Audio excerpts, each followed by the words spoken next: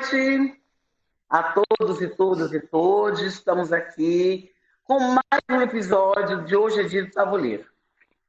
Mas hoje nós temos uma surpresa maravilhosa. Nós temos aqui uma mulher aguerrida, uma mulher batalhadora, uma mulher que enfrenta os seus desafios, não só os seus desafios, mas desafios de outras. Eu estou falando de Rita Ventura, também baiana de Acarajé e presidenta da Associação das Baianas do Acarajé. Rita, que prazer enorme tê-la aqui para conversar um pouquinho com a gente. Então, gostaria que você se apresentasse para essa nossa conversa.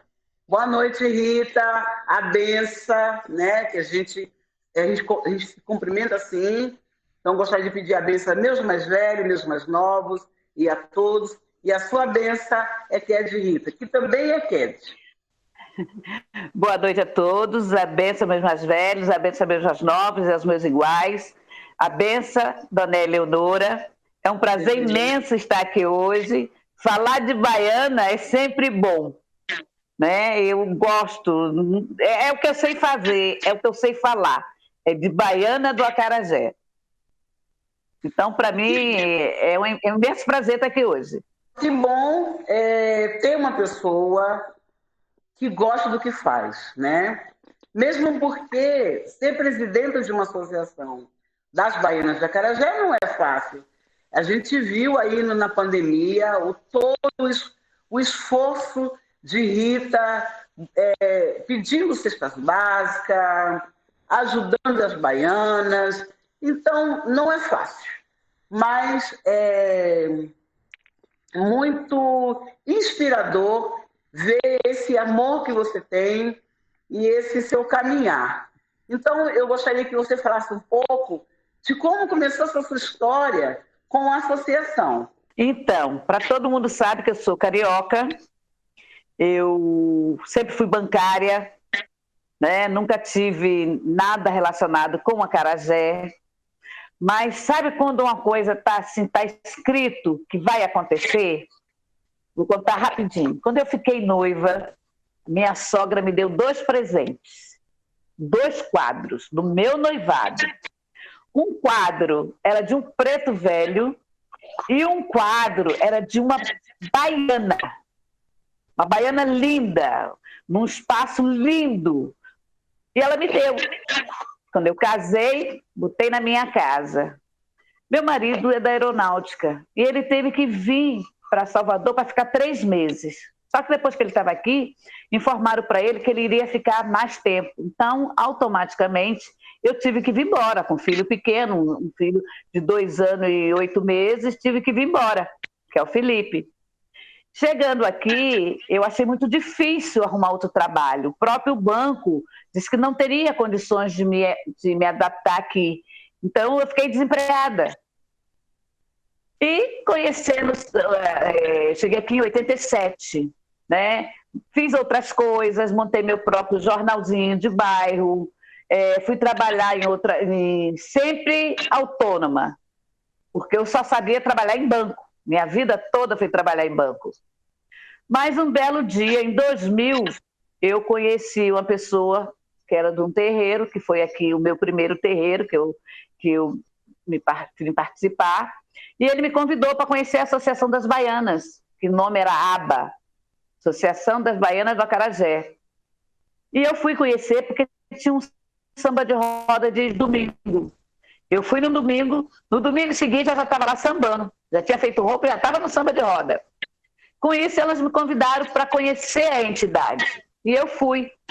Lá fui como voluntária, porque aí eu contei, eu sempre trabalhei em banco, aí eu fui começar a mexer nos documentos, a ensinar, a mostrar para elas como fazer um livro caixa, e uma vez ou outra, no final, quando eu me vi, eu estava indo todos os dias, me desfiz do meu jornal de bairro, que chamava Linha Verde, e fiquei na associação como voluntária.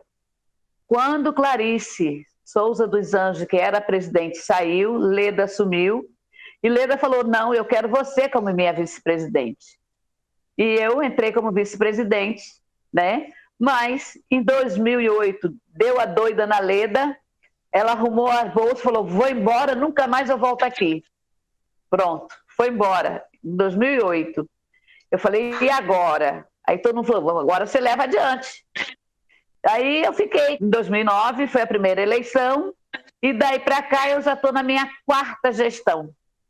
Eu sempre convido outras, eu sempre espero que outras possam fazer a mesma coisa, mas a resposta que eu tenho sempre é que uma associação que não, a gente não pode receber salário, nós somos voluntária. Muitas vezes nós temos que tirar do bolso e pagar as contas. Ninguém quer. Como você sabe, a maioria das nossas baianas depende do tabuleiro para sobreviver. Não tem uma segunda renda. Então, ninguém aceita assumir o cargo de hoje é coordenadora nacional, né? Como você também é nossa coordenadora nacional, né? Mas como você está no estado de São Paulo, você assume literalmente São Paulo. E eu acabo rodando o Brasil todo. A gente acompanha o processo, eu acho que essas mulheres e esses homens que trabalham com a Acarajé, eles precisam entender o que é coletividade. Eu sempre falo isso. Eu conheci a associação, fui inclusive indicada aqui por uma pessoa, a Alessandra, da Casa Fazenda Roseira. Foi ela, o Danilo Moura, chegou até a Alessandra e a Alessandra me indicou. E aí eu fui conhecer e me encantei. Mas quando eu chego lá, eu não sabia que o meu ofício era patrimônio. A minha história, ela criou um outro corpo, um outro ritmo, quando eu vou até a Bahia. E isso é muito importante de ser dito, né? Rita Ventura, ela circula por vários setores da sociedade, vários ministérios, dialoga com todo mundo. E aí a gente viu como foi na pandemia a sua batalha nas doações de cesta, pedindo cesta, distribuindo cestas, né? Depois a gente vê você, sempre Rita, gente, está envolvida em alguma coisa. Eu não sei o fôlego que ela tem, não posso falar muito dela não, porque eu também faço a mesma coisa. E aí surgiu um episódio que me chamou muita atenção, que foi sobre o Dendê. Nós aqui do estado de São Paulo, nós sentimos o reflexo. Porque eu apresentei aqui num dos episódios, eu apresentei aonde nós compramos o produto mais em conta. E a gente conseguiu mostrar isso para todos, com a nossa dificuldade. Mas esses produtos vêm daí da Bahia. E aí nós tivemos um grande susto quando você falou, quando foi anunciado, divulgado, que o Dendê estava escasso. Foi um grande susto para a gente. Eu gostaria que você falasse um pouquinho sobre isso, e logo após isso a gente já entra para falar um pouco sobre os efeitos do Dendê. Mas eu quero muito que você fale desse manejo, né? Dessa questão que a gente precisa falar um pouco dos nossos insumos. Rita, você poderia falar um pouco sobre esse processo que foi o sumiço do Dendê, o Dendê vai sumir, e a gente aqui ficou desesperada, corre para estocar, entendeu? Então, o que foi tudo isso com o Dendê? Então, nós temos 28 municípios que são os plantadores de Dendê. Para quem não sabe, o Dendê nesses municípios, ele surgiu levado pelo urubu, né? Vocês sabem disso, né? Que o urubu é que fez essa plantação imensa de Dendê que nós temos aqui na Bahia. São 28 municípios, urubu. Os escravos, eles reverenciam o urubu. Foi o urubu que plantou, que ele come o Dendê e jogava as sementes. Então, ele era reverenciado por conta disso. Então, todo mundo sabe que quem saneou o Dendê foi o urubu. Então, nossos pés de Dendê são antigos. Nós temos pés de Dendê de 150 anos, que hoje tem em torno de 20 a 25 metros de altura. Então, é necessário o peeiro, para subir nesses pés, para tirar esses cachos de dendê.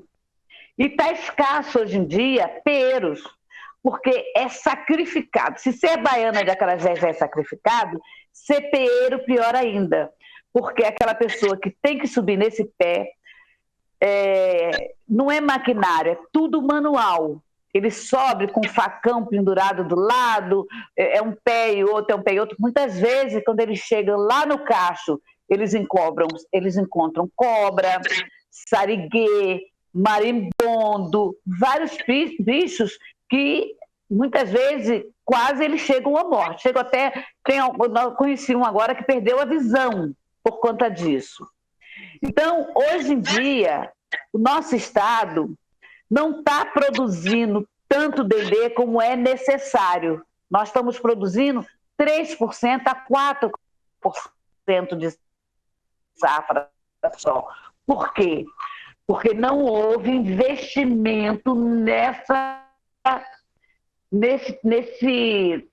agricultura, né? Não teve investimento do governo.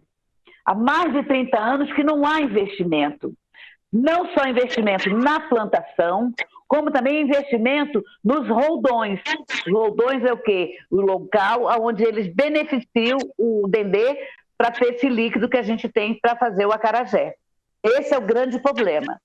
Em 2020, a safra foi mínima. O que aconteceu? Nós tivemos, a partir de setembro, a informação que iria faltar dendê, porque a safra foi muito pouca. Muitos plantadores estão desistindo, estão sem estímulo, porque não encontra mão de obra. O que acontece? Nós temos um outro estado que produz dendê, mas o dendê dele, desde o início, foi criado para fazer biodiesel, que é Belém do Pará. Lá é tudo maquinário, lá não é nada manual como é aqui. E o dendê de lá, ele é próprio, ele foi plantado, estudado para atender o biodiesel. Que no biodiesel, 12% vai de dendê. E para vir de lá para cá, ele se tornou caro para nós. Como é caro para nós que estamos aqui, se torna mais caro ainda para os outros estados. Então, esse foi nosso grande problema. E nós estamos numa batalha aqui para que o governo do estado invista na plantação de novas mudas, porque em Belém as mudas é com 2, 3 metros. Então, é mais fácil de colher. É mais fácil em tudo. E é o que nós estamos lutando aqui desde setembro de 2020 para que haja uma nova replantação. E que esses 28 municípios voltem a plantar de novo para atender não só o estado da Bahia, mas todos os estados. A gente sabe que na Bahia o acarajé é um produto que desenvolveu todo um mercado, né? Nós temos a famosa feira de São Joaquim, onde você encontra tudo, né? Para a baiana de acarajé fazer o seu bolinho. E tem outros comércios aí. Eu estou impressionada com essas informações que você passou, e essas informações elas são importantes para que as pessoas saibam como que se dá o universo, né, da baiana e os seus insumos. A doença, a saúde, especificamente das baianas de acarajé. Eu gostaria que você falasse um pouco, porque assim, quando você fala que não é fácil ser baiana, eu vou explicar um pouquinho para vocês, gente. A baiana, ela bate a massa. Como eu disse para vocês, é algo que tem que ter força, tem que ter muque, entendeu? Geralmente, sempre a baiana pede para um homem fazer isso para ela, né? Quando vai mexer a massa. E ela bate também no seu ponto, a massa. Depois tem todo aquele equipamento, né, que é pesado para levar para o ponto. Tem que lembrar que as mulheres no século XVI elas levavam isso na cabeça, 16, 17, 18, 19 na cabeça. Hoje elas ainda pedem ou conseguem alguém que leve. Mas é muita coisa que a baiana leva para o acarajé. E ela precisa. E tem que lembrar também outra coisa, que a maioria das mulheres são mulheres de meia idade, né? Então, a gente tem que lidar Verdade. com essas situações. E como você pode falar para a gente, Rita, como é a saúde da Baiana da Acarajé? Tá, vou continuar no dendê. No momento em que esses pés de dendê estão com esses 20, 25 metros, quando o peeiro sobe, que corta o cacho cai no chão. Nesse momento que ele cai, ele já começa a oxidação. Então, quando ele sai dali, que vai para a rua, para esperar o caminhão recolher, ele continua oxidando. Quando ele chega no roldão, ele também continua oxidando. Por quê? Depois que ele é beneficiado, ele é colocado em tonéis. O que acontece com esses tonéis? São tonéis de ferro, tonéis antigos. Então, quando ele passa pelos dutos para ser engarrafado, os dutos são de ferro também antigos. Então, quando o dendê é engarrafado e que chega para nós baianas, ele está oxidado. O que acontece?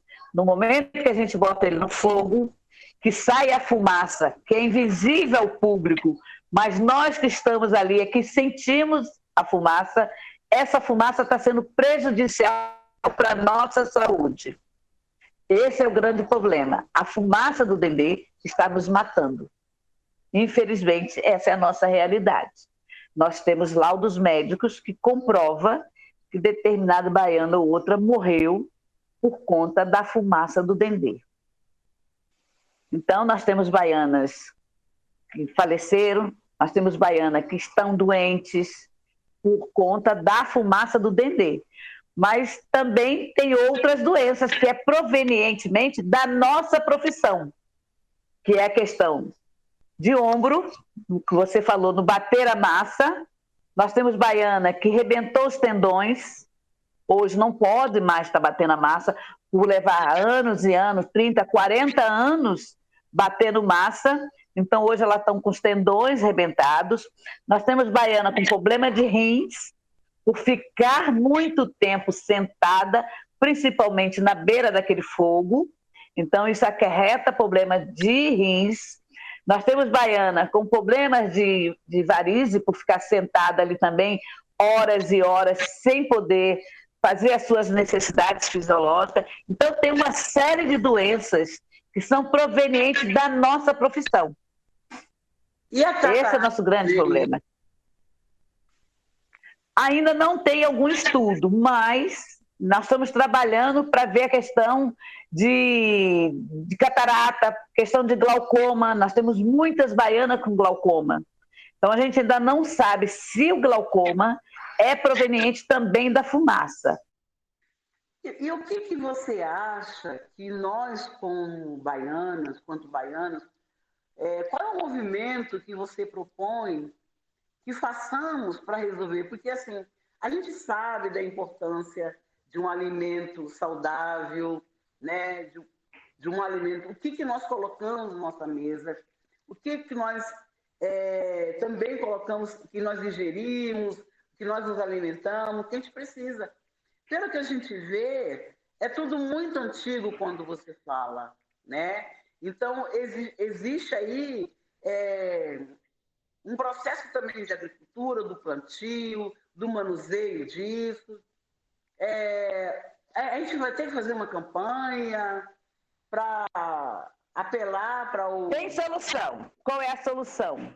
Que o governo do estado invista em novas mudas e que também crie linha de crédito para os roldões, para que eles possam melhorar os seus equipamentos. E, por conseguinte, nós, baianas de Acarajé, também fazemos algumas mudanças. A mudança mais significante é nós trocarmos o nosso tacho, que é de alumínio ou de esmalte, por um tacho de inox. Isso a gente vai nos precaver 99% com a fumaça. Bom, Rita, eu acho que a nossa conversa chega no final, porque essa conversa aqui deve dar vários episódios. Mas nós temos um tempo... Pois é. Bom, eu quero aqui agradecer a você pela disponibilidade, Agradecer também a todos que assistiram Hoje de Tabuleiro. Hoje é o último episódio, né? Esse programa é um programa que foi contemplado na Lei Aldir Blanc aqui em Hortolândia, através da Secretaria de Cultura, e nós encerramos nosso último episódio. Nós estamos pensando aí, não fiquem tristes, porque as pessoas gostaram muito, nós estamos pensando na segunda temporada.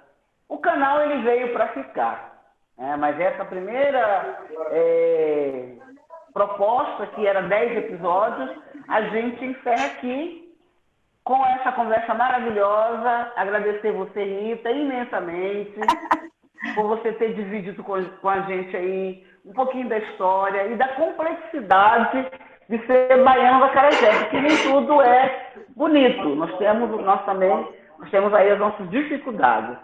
Muito obrigada, Rita. Eu me despeço aqui de todos. E não fiquem tristes, porque logo nós estaremos vindo com a segunda temporada de Hoje de Tabuleiro. Eu estou preparando. Vai ser muito saboroso, porque nós temos muita história para contar. Eu vou passar para a Rita para ela fazer as considerações finais. Rita. Eu só quero te agradecer, Eleonora, Doné. Para mim é sempre bom falar de Baiana, né? Eu me sinto bem, eu me realizo falando sobre Baiana de Acarajé, por mais dificuldade que é ser baiana de Acarajé, mas eu acho que quem tem que se orgulhar, porque é muito bom, é prazeroso, com todas as dificuldades que nós temos, mas eu acho que dá uma sensação de realização. Então, eu quero te agradecer muito pelo convite, estou à disposição, sempre que quiser, eu estou pronta para falar sobre o Baiana do Acarajé. Axé. Rita, gente, ela é de Oxum. Oxum é a mulher do doce, é a grande cozinheira, né? Ela é responsável. Então, nós estamos aqui bem direcionados aqui com Oxum, né? Aí, conduzindo esse projeto. Inclusive, Hoje de Tabuleiro nasce, né, da minha experiência, do meu encontro ancestral com minha mãe, que também era de Oxum e era cozinheira. Muito obrigada a todos. Fiquem em casa, usem máscara, usem álcool gel, né, e vacina para todos. Vamos esperar que a gente, no final do ano, quem sabe 2022, a gente festeja as Baianas de Acarajé aqui em São Paulo. Obrigada, Rita. Boa noite a todos. Boa noite.